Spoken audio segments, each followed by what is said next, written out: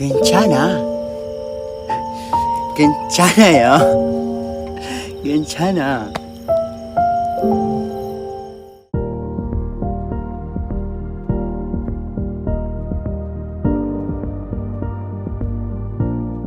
Gue rencana. Itu lagi ngetren banget tuh ya bahasa-bahasa kayak gitu ya. Artinya nggak apa-apa. Iya nggak apa-apa sih ya. Karena nih sekarang udah menjadi viral, sebenarnya bahasa ini seru sih buat lucu-lucuan. Tapi saya tertarik untuk membahas dari sisi psikologisnya nih.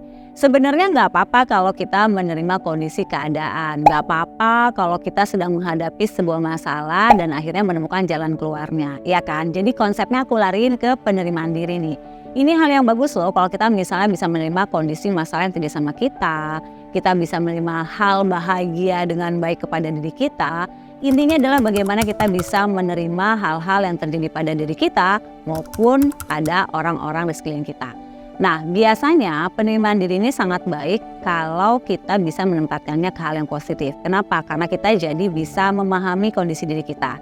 Yang kedua dan yang terpenting adalah bagaimana kita bisa bersyukur dengan kondisi yang kita miliki tanpa perlu membandingkan kepada orang lain. Yang ketiga biasanya orang-orang yang kalau bisa menerima sesuatu dengan baik, pikirannya selalu positif. Karena apa? Dia jauh tuh dari kata-kata misalnya membandingkan orang lain untuk menjadi hal yang negatif.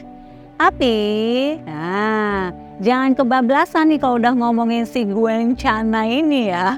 Kalau kita terlalu dikit-dikit, gak apa-apa, iya, gak masalah, oke, aku baik-baik aja. Bisa bablas dengan apa? Pasrah yang kelewatan. Sehingga kita tidak ingin berjuang dengan apa yang sebenarnya bisa kita kejar.